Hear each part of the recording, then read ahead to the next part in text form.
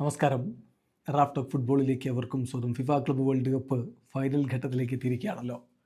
ഫൈനലിൽ ചെൽസിയും PSG തമ്മിൽ ഏറ്റുമുട്ടുന്നു. ആര് കിരീടം ചൂടും നമുക്ക് കാത്തിരുന്ന് കാണാം. ഇപ്പോൾ സ്കോർ 90 ഈ ക്ലബ്ബ് വേൾഡ് കപ്പിലെ മികച്ച 10 താരങ്ങളുടെ ലിസ്റ്റ് തയ്യാറാക്കിയിട്ടുണ്ട്. അറ്റ്ലീസ്റ്റ് ക്വാർട്ടർ ഫൈനൽ വരെ എത്തിയ ടീമുകളിൽ നിന്നുള്ള താരങ്ങൾ മാത്രമാണ് ഉൾപ്പെടുത്തിയിട്ടുള്ളത്. അവരുടെ ആവറേജ് മാച്ച് റേറ്റിംഗ് ഒക്കെ വെച്ചുകൊണ്ടാണ് ഇത് അവതരിപ്പിക്കുന്നത്.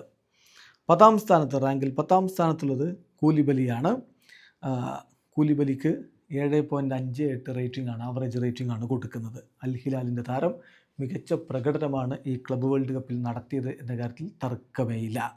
9ാം സ്ഥാനത്ത് കുക്കറയാണ് ചെൽസിയുടെ താരം, അദ്ദേഹത്തിന് കൊടുക്കുന്ന റേറ്റിംഗ് 7.6 ആണ്.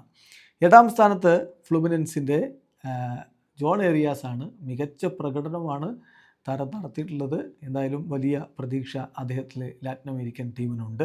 7.67 ആണ് അദ്ദേഹത്തിൻ്റെ റേറ്റിംഗ്. 7ാം സ്ഥാനത്ത് നെവസ് വരുന്നു, അൽ ഹിലാലിൻ്റെ നെവസിൻ്റെ റേറ്റിംഗ് 7.68. പിന്നെ 6ാം സ്ഥാനത്ത് വരുന്നത് ബയൺ മ്യൂണിക്കിൻ്റെ കിമ്മിച്ചാണ്. കിമ്മിച്ചിൻ്റെ റേറ്റിംഗ് 7.8. 5ാം സ്ഥാനത്താണ് അഷ്റഫ് ഹക്കീമി ഉള്ളത്. PSG മുന്നേറ്റത്തിൽ പ്രധാനപ്പെട്ട പങ്ക് വഹിച്ചിട്ടുള്ള ആളാണ് മൊറോക്കൻ താരം ഹക്കീമി. റേറ്റിംഗ് 7.82 ആണ്. വിറ്റീനയാണ് 4ാം സ്ഥാനത്ത്. മറ്റൊരു PSG താരം മിന്നും പ്രകടനം തുടരുന്നു.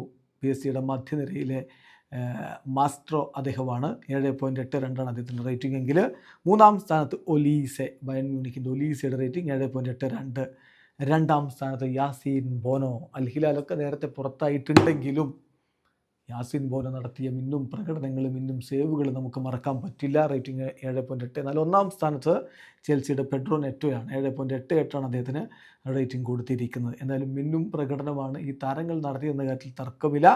1 Pedro Neto, 2 Bono, 3 Olise, 4 Vitinha, 5 Hakimi, 6 Kimmich, 7 Neves, 8 Arias, 9 Cucurella, 10 Coulibaly. Video അവസാനിക്കുന്നു.